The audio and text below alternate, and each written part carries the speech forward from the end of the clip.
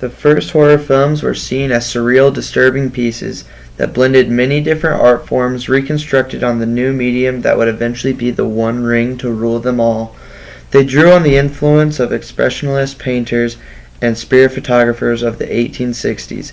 They played off the Gothic literature at the time and also those of the past.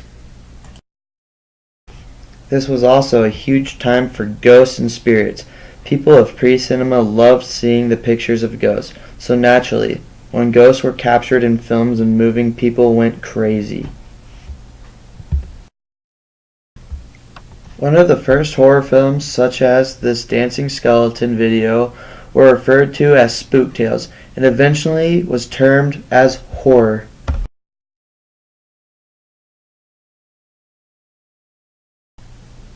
Beginning in the 1920s, European filmmakers were working towards bringing a more realistic story to our screens.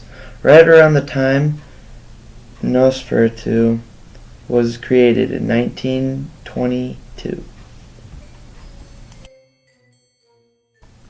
The scariest part known about this film is that it was almost lost forever.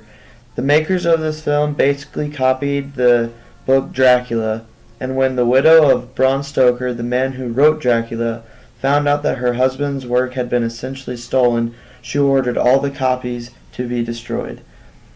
Nosferatu brought a spook tale straight to the real world with real locations. It also hit the expressionist sets of the angles in the castle's interior.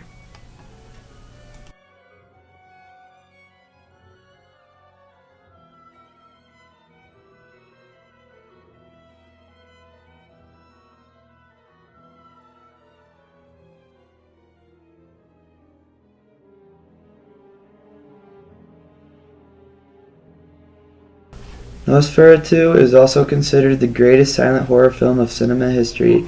The actor Max Schreck played his part so well that people believe that he might have actually been a real vampire. The film implemented the vampire rising out of the coffin, to the sailors getting picked off one by one, and to the shadow he cast that claims the lives of its victims.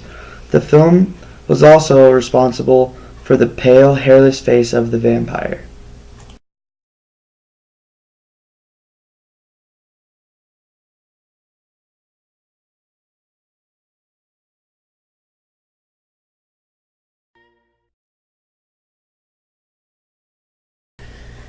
A huge innovation in Frankenstein, 1910, was that the creation of Frankenstein's monster was actually a dummy with a skeleton inside, being burnt and melted, but played in reverse. This scene is referred to as a classic due to the unholy look of this scene. We are also shown a scene where Frankenstein's monster hovers above him as he is passed out in fear of his monstrous creation. This is a good representation of voice in a film that has no words. We are also shown drama by a mirror that is placed behind Frankenstein, showing things behind him. It is also recognized that the monster itself was a breakthrough. Aside from being the film itself again, this was almost lost and was miraculously found and restored 100 years later.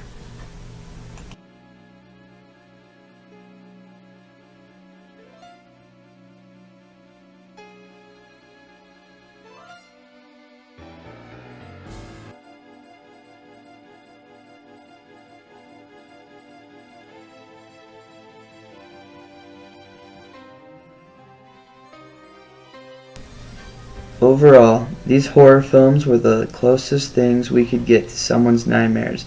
It was also in these horror films that artists and filmmakers alike expressed their old tales and their new ones. They were also able to use real areas in the world which further impact the meaning of their films.